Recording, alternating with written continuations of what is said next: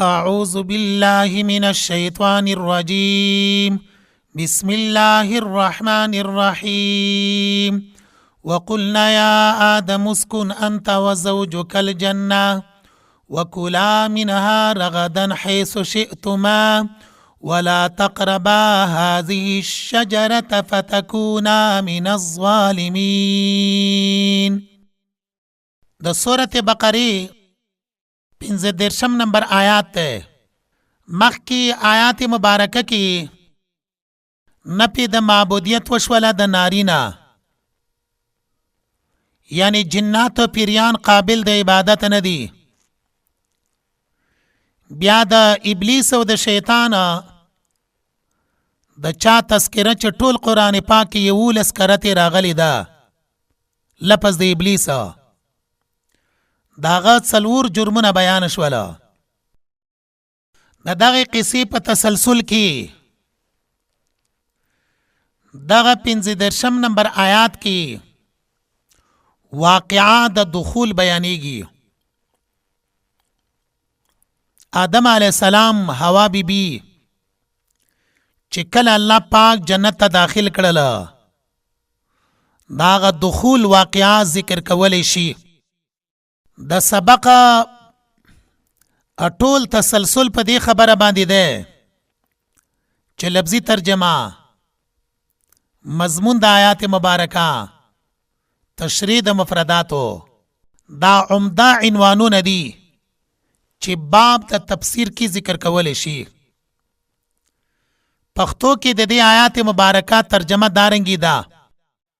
وقلنا مونږ وویلې یا آدمو اے آدم علیہ السلام اسکن اوسیگا انتت وزوجک بیبیستا الجنت پا جنت کی وکلا تاسو دوار خوری منها دغ جنتنا رغدن وافرا حیث شیطما ارزی چستاسو دوار خوخوی ولا تقربا تاس دوار منج دیکی گئی هذه الشجرة دغی ونتا فتکونانو تاسو دوار بشی من الظالمین د کمی کونکونا د خپلو ځانونو سره. دا لفظی ترجمه د آیات مبارکه شوله. مضمون د آیات مبارکه دا ده. آیات مبارکه کې دوا اوامر دي. اول امر یا آدم اسکنا، دویم امر وکلا منها. دارنګي یو نهي د په دغه آیات مبارکه کې په دې الفاظو سره ولا تقربا هذه الشجرة فتكونا من الظالمين. دارنګي دې آیات مبارکه کې دوا وسعتونه هم دي.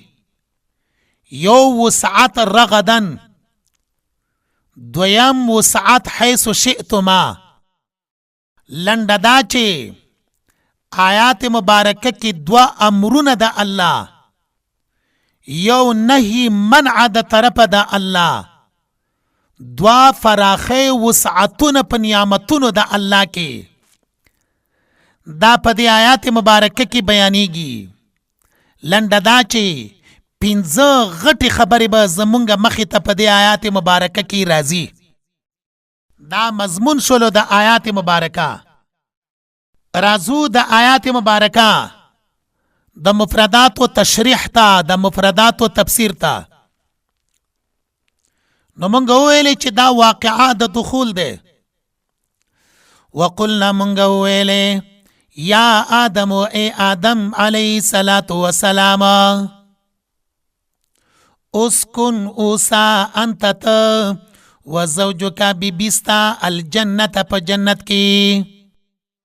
کله چې حضرت آدم علیہ السلام تا ملائکو سجده وکړله، شیطان سجده ونکړله، الله شیطان د خپل دربار نه ورټلو، آدم علیہ السلام معزز کړلو، هغه ته په جنت کې د اوسېدلو امر وکړلو. په دې الفاظ مبارکه سره اسکن اوسا انتتا. سوال دا راځي چې آیات مبارکه کې اسکن لفظ ده، ادخل لفظ نه ده. دا یې ورته نه دي فرمایلي چې جنت ته داخل شه، بلکې دا یې ورته فرمایلي دي اسکن په جنت کې اوسیږه. نو اسکن لفظ بیان شوی ده، ادخل لفظ ولی بیان نشولو؟ جواب د دغه سوال نه دا ده چې لفظ د اسکن کی اشاره و دی خبری تا چې د آدم علیه السلام په جنت کی استقرار نه ده مقرر شوی. دلته با دا همیش تپاره دی نوی، بلکې د لږ وقت تپاره با په جنت کی حضرت آدم علیه السلام وسیږي، چې دې جنت کې د لذتونو مشاهده وکي، هغې باندې عالم شي، او د استقرار د پاره به بیا دنیا ته حضرت آدم علیه السلام راځي، د جنت د مناظرو نقشې به راوړي. دلته کې دنیا کې به استقراری، جنت کې صرف محدود وقت پورې د سکونت فقط. ذکر آیات مبارکه کې اسکن الفاظ مبارکه ذکر کړل شول. دا اول امر ده حضرت آدم علیه السلام تا، اسکن وسیگا اے آدم علیہ السلام انت تا وزوجک بیبیستا الجنت پا جنت کی. دلتا سوال رازی چې اسکن الفاظو کې خو معنا په پښتو کې مونږ وکړله اوسا ته، نو دا لفظ د انت دا بیا ولی ذکر کړلی شولو؟ انت ولی راوړل شوی دی؟ جواب د دغه سوال نه دا دی چې اسکن کی ضمیر مستتر ده، رستا و زوجک الجنه د دې جملې مبارکې د عطف اراده شوی و په اسکن ضمیر مستتره باندې. په علم النحو کې قاعده دا ده چې کله اراده د عطف وشي په ضمیر مستتره باندې، نو اکد بالمنفصلی داغی تاکید په ضمیر منفصله سره کولی شي. نو ځکه آیات مبارکه کې انت الفاظ مبارکه سوا کړل شوي دي، انت الفاظ مبارکه راوړل شوي دي. نو وزوجک د دې عطف په اسکن باندې په هغه وخت کې صحیح کیږي چې ضمیر منفصله سره تاکید وشي، نو ځکه انت لفظ بیان شولو. وزوجک بیبیستا الجنت په جنت کی. سوال دا راځي چې حضرت آدم علیه السلام بیبی چې په حوا سره یادولی شي دا په جنت کې پیدا شوی دا، او که د جنت ته داخلي دلو نه وړاندې؟ جواب دا دی ظاهر د قرآن پاک د دغه ځای نه معلومیږي چې حضرت آدم علیه السلام ته بیبی حضرت حوا دا جنت ته داخلي دلو نه وړاندې پیدا شوی و. دوی لا د جنت ته داخل شوی نه دي، چې دغه بیبی حضرت حوا الله پاک حضرت آدم علیه السلام ته پیدا کړی وا قبل دخول الجنت، جنت ته د داخلي دلو نه وړاندې. الجنت جنت ته آیات مبارکه کی فرمائی چې تو استا بیبی دی داخل شي الجنت جنت ته. د دې جنت نه کوم جنت مراد ده؟ تفسیر قرطبی کې لیکلی دی چې څوک وایي دا جنت په دنیا کې و، دا جنت نه مراد دارو ثواب نه دی، بلکې په دنیا کې و دغه جنت. نو دا قول د معتزله و دی، دا قول د خوارجو دی. آل سنت والجماعت والا فرمائی آل جنت مراد دین دارو ثواب، اغه جنت نه مراد دی کوم ته چې مومنان د مرګ نه وروسته د قیامت نه وروسته داخليږي او دغه جنت ځکه ترېنه مراد دی. سورة طه کې الله پاک دغه صفت کړی دی، اے آدم نه به ته په دې جنت کې تږی کېږې نه به وږی کېږې. نو دنیا کې خو وږي کېدل تږي کېدل دا لازم دي. معلومه شوله چې دغه جنت دارو ثواب والا جنت و، هغه جنت نه دی چې په دنیا کې خلق وایي لکه خوارج معتزله. وکلا تاسو دواړه خورئ مینا د دغه جنتنا رغدن پریمانا حیث شئتما ارزی چې تاسو دواړو خوښوي. دی آیات مبارکه په دې سکی حضرت آدم علیہ السلام حوا بی بی ته یو نصیحت ته او دوا وسعتونه ورته بیانېږي.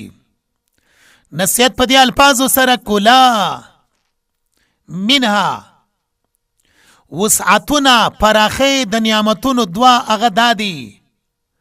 اوله فراخی رغدن، دویمه فراخی حیث شئتما. دا دواړه ورته بیان کړل.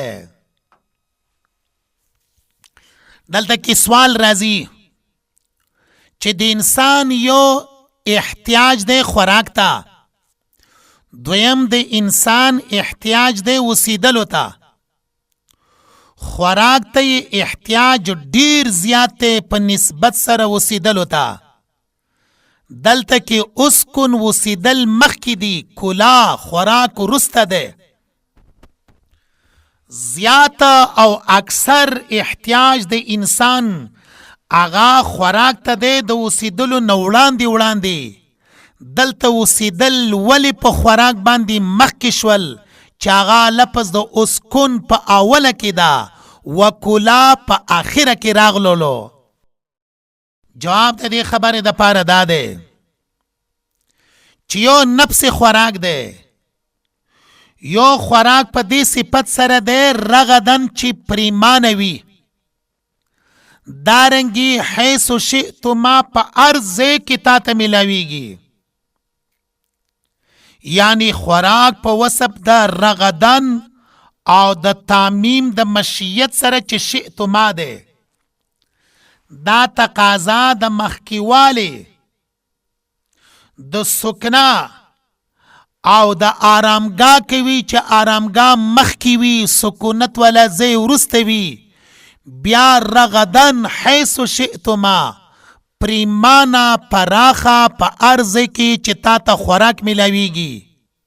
نو دا بیا ورسته وي، نفس خوراک خو په ارزه کې بغیر د سکونت نومي، بغیر د سرپناه نومي، په ناستا په ولاړه په ملاستا په دې ټولو صورتونو کې. نو ځکه مونږه د دې اشکال نه دغه جواب وکړلو چې دغه اعتراض وارد نشي.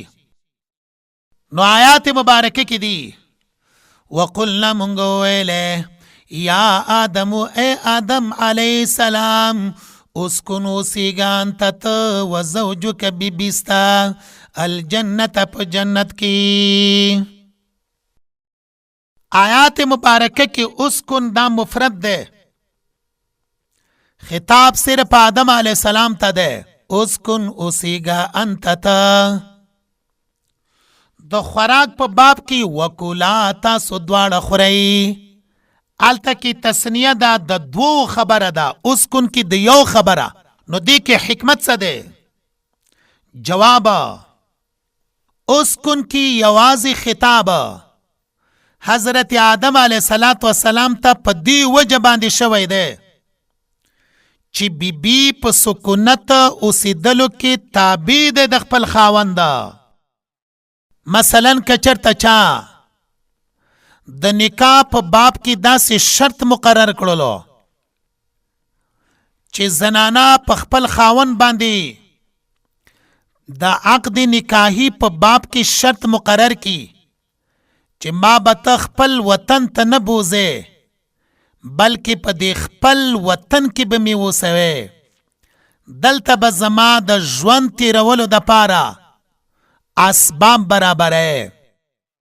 وروسته دغه خاوند په دې شرط کې خپل ځان پاتې راولي یا په دې شرط کې دی پاتې شي، آیا زنانه ته په دغه شرط کې خاوند پړ دی؟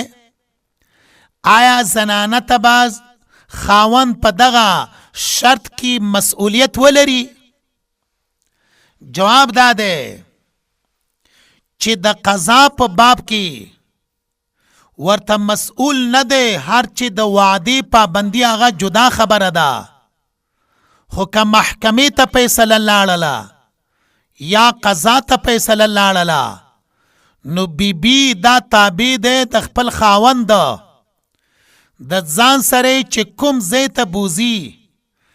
د دغې بیبي او د دغې بیبي د پلارګنې دپاره حق د اعتراض نشته مګر په هغه صورت کې چې د زنانه ناموس، عزت، همدارنګې زندگی په خطر کې وي. نو زنانه تابع د چا دی؟ د خپل خاوند دی. دلته زمونږ په فقه کې یو مسله ده، هغه مسله دارنګې ده، یو زنانه دی هغه د خپل پلار د کور نه په دومره لرې ځای کې واده دی چې لاره د سفر ده، مسافت ته سفر دی، یعنی 100 کیلومیټره تقریبا چې مونږ واخلو زیات نه زیاته، اگر چې مدت د سفر یا مقدار د سفر هغه 88 کیلومیټره دی. مونږ وویل چې د 88 یا د دې نه سوا 100 کیلومیټره لرې ځای کې واده شوې ده. بیا دغه زنانه د خپل پلار کور ته راشي، د خپل خاوند د کور نه په غم کې راشي یا په خادیو کې راشي یا د بیمار پرسې دپاره راشي، نو دا زنانه چې کله د خپل پلار کور ته راورسېدله دا زنانه به خپل مونځ مسافرانه کوي او کدا به اقامت یعنی پوره مونځ کوي. فقهای کرام فرمایي زنانه چې کله د خپل پلار کور نه ووتله رخصت او واده شوله دا اوس تابع د خپل خاوند دی، لہذا د پلار کور ته چې کله شپو ته لاړه شي نو تر څو پورې چې د 15 ورځو نیت یې نه کړی یا د دې نه سوا دغه زنانه د پلار په کور کې مسافره ده، قصر یعنی د سفر مونځ به کوي، پورا اتمام مونځ به نه کوي. اگر چې د پلار په دې کور کې دغه زنانه په دغه جایداد کې حقم لري او د خپل ورونو سره په دغه حق کې شریک هم ده او د خپل ورونو سره په دغه حق کې شریک هم ده، بیا هم دا مسافره ده، مونځ به د سفر کوي ځکه چې بیبي تابع د خپل خاوند دی. دلته کې هم اسکن صرف آدم علیه السلام ته خطاب دی، بیبي د آدم علیه السلام تابع د آدم علیه السلام دی، ناغا په سکونت کې تابع د خپل خاوند دی چې آدم علیه السلام دی. هر چې کلا منها آلته خطاب په تصنیع سره شوی دی ځکه آلته خبره د خوراک دی. خوراک کې خو هر یو مستقل حاجت د خپل بدن خوراک ته لري، نو په خوراک کې خو د یو بل تابع نه دي چې یو خوراک وکړي بل موړ شي، یو شی وڅکي بل تنده ور باندې ماته شي. ځکه الله جل جلاله وکلا الفاظ مبارکه بیان کړله. وکلا تاسو دواړه خورئ منها د دغه جنت نه رغدن پریمانا، وافره پریمانا دا یو وسعت شولو. نو خوراک په اعتبار سره وسعت، وکلا منها رغدن الفاظ سره شو. حیث شئتما ارزی چې تاسو دواړو خوښوي، دا دویم وسعت ته د مکان انواع د خوراک دواړو لحاظونو سره. حیث شئتما نو دا دو وسعتونه شول، دوا اوامر د الله پاک بیان شول. دلته کې یو نهی ده، هغه نهی په دې الفاظو سره بیانولی شي. ولا تقربا تاسو دواړه مه نږدې کیږئ هذه الشجرة دی ونې ته، فتکونا نو تاسو دواړه بشئ من الظالمین د کمی کوونکو نه د خپلو ځانونو په باره کې. سوال اصل کې منع شوی خو د دې ونې نه خوراک و. ولا تقربا الله پاک نږدې کېدل ولې ترېنه منع کړله؟ مقصود په نهي سره یعنی ځان ساتل خو د خوراک نه و. الله پاک ولې ورته فرمایي چې ګوره ور نږدې هم نشه، نږدې کېدلو نه هم نهي وکړله. د دې څه وجه ده؟ جواب د دغه اعتراض نه دا ده چې اصلا په دغه ځای کې مقصد مبالغه دی په نهي کې، یعنی اسباب د منهی عنه نه منع کوي. آسان به مونږ دارنګي ووایو چې ممنوع منع کړل شوی خو اصل کې خوراک دی، خو دې خوراک ته ور نږدې کېدل دا یو منع کړله. ځکه دا نږدې کېدل دا سبب دی د پاره د خوراک. او د قرآن مجید قاعده دا دی چې کله د یو شي نه منع کوي نو د دغه منع شوي شي اسباب هم الله پاک منع کوي. ولی منع کوي؟ ځکه سبب د پاره حکم د مسبب وي. دا یو علمی اصطلاح ده. دارنګي خلق وایي للوسائل حکم المقاصد، وسائل اسباب داسې حکم لري لکه مقاصد. لنډه دا چې د منع شوي شي سبب هم دلته کې منع کړلو چې هغه نږدې والی دی. او داسې وفرمایله ولا تقربا تاسو دواړه مه نږدې کیږئ هذه الشجرة دی ونې ته. دارنګې قرآن پاک کې کله چې الله پاک د زناکارۍ نه منع کوي نو ډیر عجیب الفاظو سره منع کوي. ولا تقربوا الزنا انه كان فاحشا.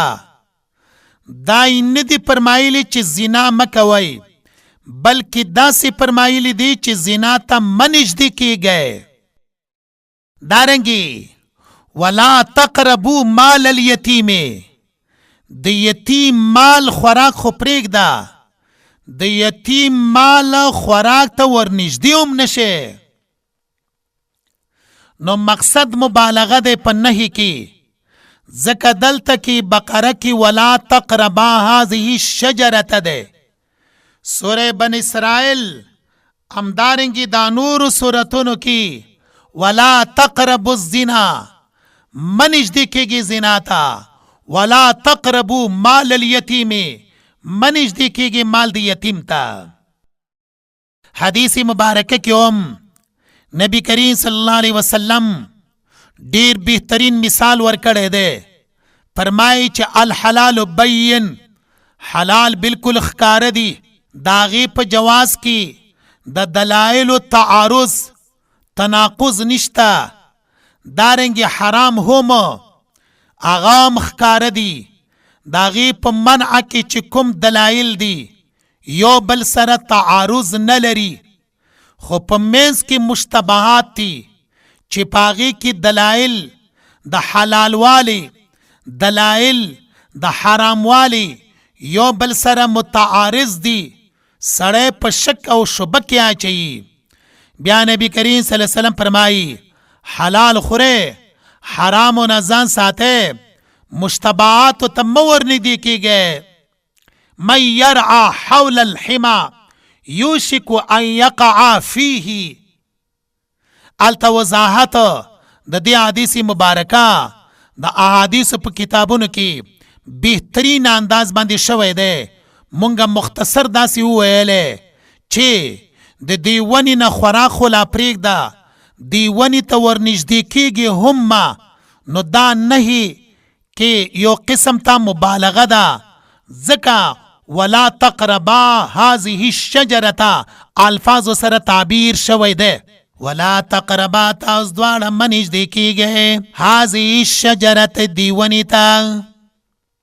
سوال راځي چې آدم علیه السلام الله پاک چې کله جنت ته داخل کړو، جنت کې خو سراسر ارض کې نعمتونه دي، د دې ونې د خوراک نه چې کله منع کړلو نو دا خو د نعمت د استعمال نه منع کړې ده، داسې ولې وشوله؟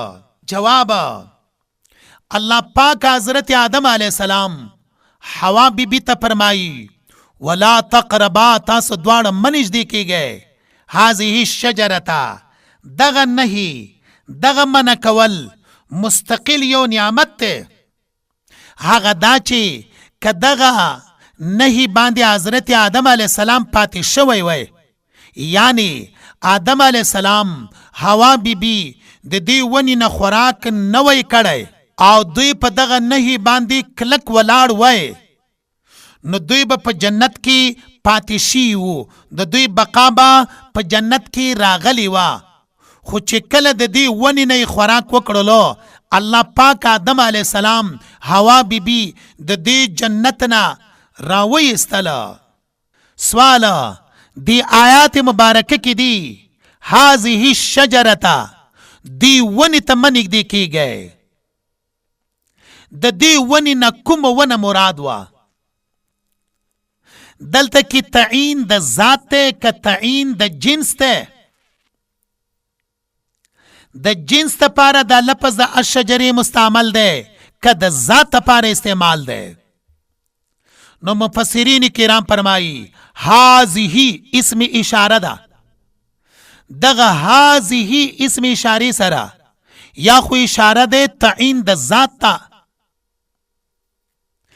یا خو اشاره ده جنس ته دغه شجرې ته. یعنی دغه ونه که دلته ده یا په نورو ځایونو کې ده، ګورئ چې تاسو دواړه هغې ته ورنږدې نشئ. ولا تقربا تاسو دواړه مه نږدې کېږئ هذه الشجرة دې ونې ته. هذه الشجرة دې ونې ته. نو علما فرمایي چې دلته کې جنس ته دغې ونې ترېنه مراد دی. لکه یو ځلې رسول الله صلی الله علیه وسلم د کور نه بهر تشریف راوړلو، یو لاس کې سره زر بل لاس کې ریخم نیولی وو او داسې وفرمایله هذان حرام علی ذکور امتی. هذان حرام، دا دوا چې سره زر دي دارنګې ریخم دي زما د امت په نارینو باندې حرام دي. نو د دین هغه معین سره زر، هغه معین ریخم نو ترینه مراد کوم چې د رسول الله صلی الله علیه وسلم په لاس مبارک کې وو، بلکې د هغې جنس په امت باندې حرام وو چې سره زر دارنګې زما امت به د ریخمو استعمال نه کوي. ها زنانو دپاره هغه جایز دی په امت کې به نارینه نه کوي، زنانو دپاره جایز دی. بعضې نیم داسې خلک چې هغوی مالدار یي بیا د سرو زرو ګوتۍ اچوي، نارینهو دپاره د سرو زرو ګوتۍ اچول دا حرام دي. بعضې خلک داسې چې مانځه ته مخکې کیږي یا مانځه ته ودرېږي نو هغه لرې کی بیا مونځ وکي، نو مونځ خو د دغې ګوتۍ سره کیږي، دا خو نجس او پلیته نه ده، خو د دغې ګوتۍ استعمال حرام دی چې نارینه به د سرو زرو د ګوتې استعمال نه کوي. دا یو فقهي مسله وه او دلته کې هذه الشجرته کې دوه احتمالونه مونږ بیان کړله. ولا تقربا تاسو دواړه مه نږدې کیږئ هذه الشجرته دی ونې ته. سوال دا راځي چې تعین د دغې شجرې د دې ونې څه و؟ دا کوم قسم ونه دی چې الله پاک آدم علیه السلام حوا بیبي د هغې نه منع کړله؟ تعین د شجرې څنګه شوی دی؟ دا کوم قسم ونه وه؟ جواب، بعض ویلی دی چې دا د غنمو دانی وی. دویمه، بعض ویلی دی چې دا انځر وو. دریمه، بعض ویلی دی چې دا انګور وو. سوال په دې کې قوي روایت کوم یو دی؟ جواب، ابن جریر، تفسیر قرطبی، دارنګې تفسیر بیضاوی، تفسیر خازن، دی ټولو لیکلی دی چې مونږ ته علم د دې نشته چې دا کوم قسم ونه وه. دا علم مونږ ته نشته په دلایلو چې دا د غنمو ونه وه. دام نشو ویلی چې انځر وو، دام نشو ویلی چې انګور وو. ولی داسې نشو ویلی؟ جواب، قرآن مجید کې دارنګې نه دی ذکر شوي چې دا د غنمو یا دا د انځرو یا دا د انګورو ونه وه او د هغې میوې وې یا د هغې غلې دانې وې. حدیث مرفوعه کې هم د دې تعین نشته. بیا دغه ټول مفسرین فرمایي علم د تعین سره یې پیدا نشته او جهالت مضر نه دی. حاصل دا دی که څوک دا خبره معلومه کی چې انځر دی یا د غنمو دانه وه، هیڅ پیدا د دغه علم شته نه، او چاته چې د دې پته نه وي چې دا د څه شي ونه وه، هغوی دپاره هیڅ شرعاً ضرر نشته. ولی نشته؟ ځکه چې زمونږ د شریعت هیڅ یو خبره په دې باندې موقوفه نه ده د جواز، د عدم جواز، چې چاته د دغې ونې پته وي نو هغه ته به دا مسله یاده وي، که ورته پته نه وي نو هغه ته به دا مسله یاده نه وي. داسې ډېرې پوښتنې دي چې خلک یې کوي. مثال په طور سره داسې پوښتنه خلک کوي چې آدم علیه السلام کله چې دنیا ته راکوز کړلی شولو څو کاله پورې د ژړلی دي، نو دغه ژړا باندې هیڅ قرآن پاک کې دلیل نشته چې کلونه څومره وو. دعا باندې دلیل شته خو په کلونو د ژړا باندې دلیل نشته، حدیث مرفوعه کې هم نشته. نو لہذا داسې سوالونه هغه پیدا نه لري شرعاً. دارنګې د دې ونې په باره کې هم مونږ وویلې چې قرآن پاک کې د دې ونې تعین نشته. احادیث مرفوعو کې هم دغه تعین نه دی ذکر شوی. علم هیڅ پیدا لري نه، جهالت هیڅ مضر دی نه، ځکه چې زمونږ د شریعت هیڅ حکم په دې مسله پورې نه دی تړل شوی، نه دی معلق شوی. ولا تقربا تاسو دواړه منږدې کیږئ هذه الشجرة دی ونې ته فتکونا نو تاسو دواړه بشئ من الظالمین. سوال دا راځي چې آدم علیه السلام حوا بیبي د دې ونې نه خوراک کړی دی. الله جل جلاله خو فرمایي که تاسو د دې ونې نه خوراک وکړلو فتکونا من الظالمین، تاسو بشئ د ظالمانو نه. انبیاء کرام د هر قسم ظلم نه پاک دي. پیغمبر د نبوت نه وړاندې، نبوت نه وروسته صغائرنا کبائرنا پاک صفا سترا الله ساتلی دي. دا زمونږ عقیده ده، دا زمونږ نظریه ده. آدم علیه السلام الله منع کړی و چې د دې ونې نه به خوراک نه کوي. که ودې کړلو فتکونا من الظالمین. العیاذ بالله الف مره آدم علیه السلام د دې ونې نه خوراک کړی دی. بیا وایو العیاذ بالله نعوذ بالله حضرت آدم علیه السلام ظالم و. جواب د دې خبرې د پاره مختلفو طریقو باندې شوی دی. اول جواب تفسیر خازن، دویم تفسیر روح المانی. دوی لیکلی دی ولا تقربا هذه الشجرة.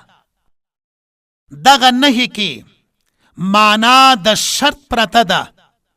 حاصل دا دی که دغې ونې ته تاسو دواړه قصدن نږدې شولئ نو فتکونا من الظالمین، تاسو دواړه به د زیاتی کوونکو نشئ. راځو دې خبرې ته چې آدم علیه السلام حوا بیبي د دې ونې نه خوراک کړی دی، قصدن یې کړی دی، ارادتن یې کړی دی، په ضد باندې کړی دی. څنګه یې کړی دی؟ جواب د دې خبرې جواب د قرآن پاک نه کوو، ځکه آدم علیه السلام نبی دی، عصمت انبیاو. دا زمونږ عقیده دی. راځو قرآن ته، قرآن مجید نه د دغې خبرې جواب یادوو. هغه دا چې قرآن پاک کې الله پاک فرمایي فنسی ولم نجد له عزما. آدم علیه السلام چې کله د دې ونې نه خوراک کولو فنسی هغه نه هیر و، قصدن نه دی کړی چې فتکونا من الظالمین شي، ارادتن نه دی کړی فتکونا من الظالمین شي، بلکې په سوره طه کې په خپله الله پاک فرمایي فنسی حضرت آدم علیه السلام نه هیر و ولم نجد له عزما. د آدم علیه السلام قصد نه و. راځو د دغه جواب حاصل ته یو ځلې بیا. سوال خو دارنګې و چې آدم علیه السلام حوا بیبي د دغې ونې نه خوراک کړی دی، آیا دوی فتکونا من الظالمین شول؟ جواب فتکونا من الظالمین به هغه وخت کې وو چې دوی قصدنه، دوی ارادتنه د دې ونې نه خوراک کړی وی، خو قصدن ارادتن نه دی کړی. الله فرمایي فنسی آدم علیه السلام نه هیر و ولم نجد له عزما. دویمه تحقیق دلته دارنګې کوو. ظلم په لغت کې یوازې زیاتی ته نه وایي، ظلم لغت کې نقصان ته هم وایي. سورة کهف 33 نمبر آیات کې با راشي ولم تظلم منه شیئا. الته کې ظلم په معنا د نقصان سره ده. کله نا کله ظلم د حد نه په زیادت سره مستعملیږي. نو را بشو دی خبرې ته که مخکې نهی کی معنا د شرط اراده نشي، یعنی معنا دارنګي نشي ولا تقربا هذه الشجرة، منږدې کېږي دغې ونې ته، که قصدن نږدې شوی فتکون من الظالمین، که داسې معنا مونږ ونکو نو راځو معنا لغوي ته. هغه معنا لغوي دا دی لکه بار بار مې په پښتو ژبه کې ترجمه وکړله، فتکونا نو تاسو دواړه بشئ من الظالمین د کمی کوونکو نه، د خپلو ځانونو سره او د خپلې مرتبې سره به جنت کې کمی وکئ. عرفنا بیا ظلم څه ته وایي؟ وضع الشی فی غیر محله.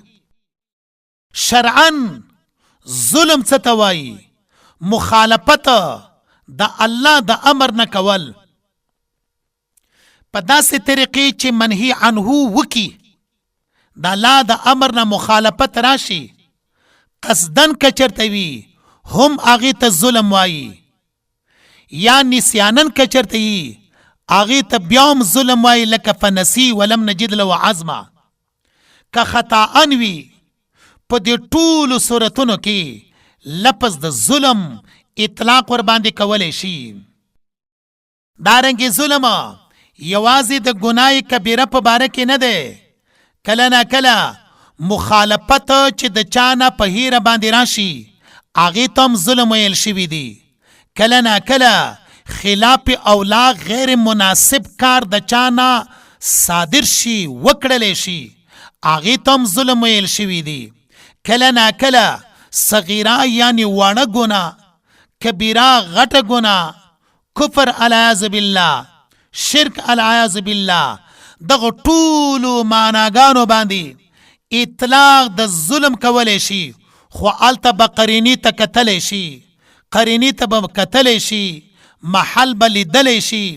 دلته کې فتکونا من الظالمین کې دوه ترجمې مونږ وکړلې.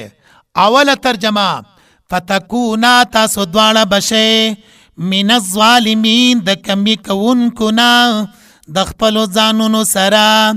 دویمه ترجمه دارنګې ده فتکونا تاسو دواړه بشئ من الظالمین د ظالمانو نه کچرې قصدن په ضد او ارادې سره نږدې شولې دغې ونې ته. او آدم علیه السلام حوا بیبي دغې ونې ته نږدې شوي نه دي په قصد باندې، په ارادې باندې، ځکه الله فرمایي په خپله چې آدم علیه السلام نه هیر راغلی وو.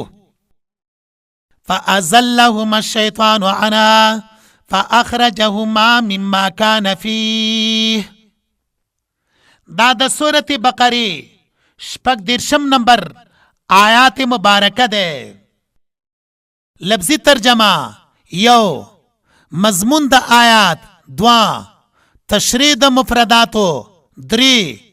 دا درې واړه خبرې بار بار مونږ کوو د پاره د دې خبرې چې آیاتونو مبارکو باندې زمونږ ذهن په ښکلې طریقې سره خلاص شي او ښه صحیح په هغې باندې پوه شو. راځو د دې آیات مبارکه لفظي ترجمې ته. فأزلهما پس راوښویول دې دواړو لره الشیطان شیطان عنها د دغه جنتنا فأخرجهما پس راویستل دې دواړو لره مما دا غزینا کانا فی چې دا دواړه و په هغې کې. وقلنا مونږ وویلې اهبطو کوشئ بعضکم ځنې ستاسو لبعض ځنې نورو لره عدوون دشمنان به یي ولکم ستاسو دپاره فی الارض په ځمکه کې مستقر ځای د اوسېدلو دی ومتاع او پیدې ورکول دی الی حین تر یو وخته پورې. دا د سورة بقره 14 نمبر آیات دی. راځو د لفظي ترجمې نه وروسته مضمون د دغه آیات مبارکه کې واقعه د خروج ده. نو ربط په ما قبل سره دارنګ شي، مخکې جنت ته واقعه د داخلېدلو وه، دلته کې د جنت نه واقعه د رایستلو ده. بیا دغه آیات مبارکه چې مونږه تلاوت کړلو لفظي ترجمه مو وکړله دی آیات مبارکه کې 4 جملې غټي غټي بیان شوي دي. اوله جمله د دغه خوراک د ونې د پاره سبب څه و؟ څه سبب و چې حضرت آدم علیه السلام د هغه سبب په لومه کې راغلی دی او د دې ونې نه حضرت آدم علیه السلام خوراک کړی دی. نو سبب الله پاک په دې الفاظ مبارکه سره بیانوي فأزلهما الشیطان عنها. دا اوله جمله شوله. دویمه جمله کله چې د دې ونې نه خوراک وکړلو اثر د دغه خوراک څه و؟ څه اثر د خوراک وشولو؟ مثلا یو تنی بیماری هغه ته ډاکټر طبیب پرهیز ښودلی وي خو دی هغه پرهیز مات کی نو څه اثر پې وشي؟ ضرور بی ضرور د هغې بیمارۍ اثر به راښکاره کیږي. دلته حضرت آدم علیه السلام حوا بیبي چې کله د دې ونې نه خوراک وکړلو نو سبب خو یې فأزلهما الشیطان شیطان و خو اثر په دغه خوراک باندې څه راغللو؟ جواب الله جل جلاله کوي فاخرجهما مما كان فيه. راوتل و د چانه د جنت نه دا اثر مرتب علی الاکل چې ورته وایي هغه دا شولو.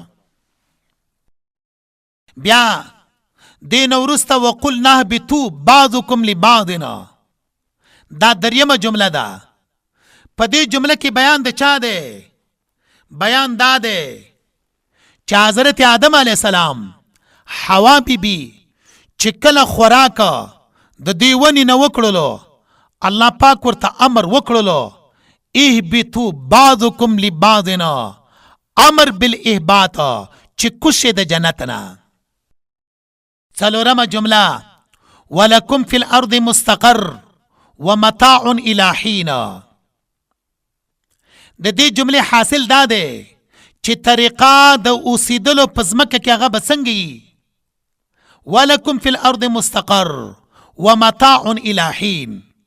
لنډه دا چې لفظي معنا نه وروسته مضمون مونږه بیان کړلو په ډېر اخسره طریقې باندې چې واقعه د خروج او د دغه آیات مبارکه 4 جملې مونږه بیان کړلې. هغه 4 جملې کومې چې دلته بیانېدلې په تفصیل سره د هغې نشاندهي وشوله خو تشریح همدارنګې تفسیر د هغې دارنګې ده. فأزلهما الشیطان پس را اخویول دی دواړو لره شیطانا.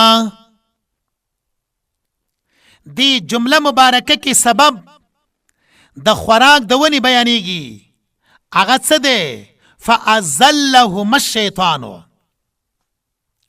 لفظ د ازل باندې نظر اچو. دا لفظ د زلتن یا زللن اغستل شوی دی. زلتن یا زللن خپل معنا په پښتو کې څه ده؟ معنا یې په پښتو کې دا دی په خټه کې بی اختیار خویدله. سړی روان وي باران شوی وي لاره خټینه وي هغه لاره خوینه وي په هغه خټینه لاره کې خپا بی اختیاره وخویږي دې ته ویل کېږي زله دې ته ویل کېږي زلل. علامه نصفی رحمه الله فرمایي چې انبیای کرامو په فعل باندې یعنی پیغمبرانو نه چې کله لغزش وشي الله پاک د دوی لغزش په ګناه سره نه یادوي اعوذ بالله بلکې د دوی لغزش الله پاک زلتون دلته کې فأزلهما الشیطان زل الفاظ سره یاد کړلو. ولی ځکه زل د هغه کار نوم دی چې بغیر د قصد نه وکړلی شي خلاف عن الحکم وشي خو قصد نه وي. لکه مخکې مونږه پښتو کې وویلی چې خټو کې بې اختیاره خویدل دې ته څه ویل کېږي؟ زله. حضرت آدم علیه السلام د دې ونې نه خوراک قصدن نه دی کړی، بلکې یا آدم علیه السلام نه هیر و. آدم علیه السلام نه هیر شوي و. نو مونږ دارنګې وایو چې زلتون دا ګناه نه دی. فازلهما الشیطان، پس را وښویول دې دواړو لره شیطانه، حضرت آدم او حضرت حوا دا دواړه د ګناه نه پاک دي. ګناه یې نه دی کړی. ګناه خو قصدن وي، ګناه خو ارادتن وي. الله پاک فازلهما الشیطان لفظ دا اذلال بیان کړی دی. په دې کورونو کې، په دې مجلسونو کې بعضې خلک بې اختیاره د خولې نه څه خبرې وباسي، دارنګې وایي خیر دی دغه کس دغه شخص دغه ګناه وکړله، آدم علیه السلام نام ګناه شوې ده. العیاذ بالله داسې الفاظ ویل ناروا دي. آدم علیه السلام نه ګناه نه دی شوی. الله پاک فرمایي آدم علیه السلام نه فازلهما الشیطان زل شوی دی، بی اختیارت نه دغه کار شوی دی. د آدم علیه السلام مقصد خلاف ورزي د الله د حکم نه قصدن نه وه. انبیاء کرام د داسې کارونو نه منزه پاک دي. سواله تا خو مخکې وویلې چې د انبیاء کرامو په فعل باندې د عصیان لفظ نه راځي. الله پاک په خپله د آدم علیه السلام متعلق فرمایي وعصا آدمو. دارنګې د نبی علیه السلام متعلق فرمایي لیغفر لک الله ما تقدم من ذنبک. دارنګې دلته بیان شول فتکون من الظالمین. جواب انبیاء کرامو متعلق چې کوم ځای کې لفظ د عصیان ذکر وی لکه وعصا آدمو، دارنګې لفظ د ذم ذکر وی لکه د رسول الله صلی الله علیه وسلم متعلق په سورې فتح کې، یا لفظ د ظلم ذکر کړل شوی وی لکه دلته بقره کې، یا لفظ د توبې ذکر شوی لکه حضرت آدم علیه السلام متعلق براشي فتاب علیه. دا ټول هغه ځایونه دي چې په دې ځایونو کې تاویلات کوي مفسرین، ځکه انبیاء کرام د هر قسم ګناه نه پاک دي. فازلهما الشیطان، پس را وښویول دې دواړو لره شیطانه. الشیطان کې الف لام عهدي دی، مراد دغه شیطان نه ابلیس دی. سوال دا راځي چې شیطان ته شیطان ولی وایي؟ جواب داسې خبره لږه وړاندې مخکې تېره شوې وه په آیاتونو د سورې بقرې کې. وإذا خلوا إلى شیاطینهم کې یو ځلې بیا دلته کې وایو شیطان لفظ ماخوذ دی د شطنه نه. شطنه خپله معنا دی بعوده. شیطان هم د الله پاک د رحمت نه لرې دی، ځکه شیطان ته شیطان وایي. یا دا لفظ ماخوذ دی د شاته یشیتو نه، معنی د هلاکه، هلاکولو سره. شیطان هم الله پاک هلاک کړی دی. اوس په دې ځای کې الشیطان مراد د دې نه ابلیس دی چې قرآن پاک کې په لفظ د ابلیس سره 11 کرتې ذکر دی، او دا ماخوذ دی د ابلیس ته ناامیدۍ نه. شیطان هم د الله د رحمت نه ناامیده دی، ځکه دته ابلیس ویلی شي. فازلهما الشیطان، پس را وښویول دې دواړو لره شیطانه. آدم علیه السلام، حوا بی بی شیطان د جنت نه را وښویوله. دلته کې یو اشکال دی. اشکال دارنګې دی چې شیطان خو الله پاک د جنت نه را ایستلی و، څنګه یې حضرت آدم او حوا بی بی را وښویول د دغه جنت نه. بل دا دی چې جنت ته شیطان څنګه رسیدلی دی. د دې دواړو عنوانونو ماتحت خبره آینده سبق کې را روانه ده. تر دې ځای پورې فازلهما الشیطان د آیات مبارکه څلور جملې، لفظي ترجمه، مضمون د آیات مبارکه او د آیات مبارکه د سر اولنۍ جمله فازلهما الشیطان، داغي تفسیر، داغي تشریح ذکر کړل شولا. باقی حصہ د آیات مبارکه د تفسیر هغه په آینده درس کې راځي. الله پاک دی مونږ د قرآن پاک د درس لپاره هر وخت کې استعمال کی، هم د ویلو، هم د لیکلو، هم د اوریدلو، هم د بل چاته د رسولو. الله دې مونږ ټول موافق ولري. واخر دعوانا ان الحمد لله رب العالمین. سبحانك اللهم بحمدك اشهد ان لا اله الا انت استغفرك واتوب اليك.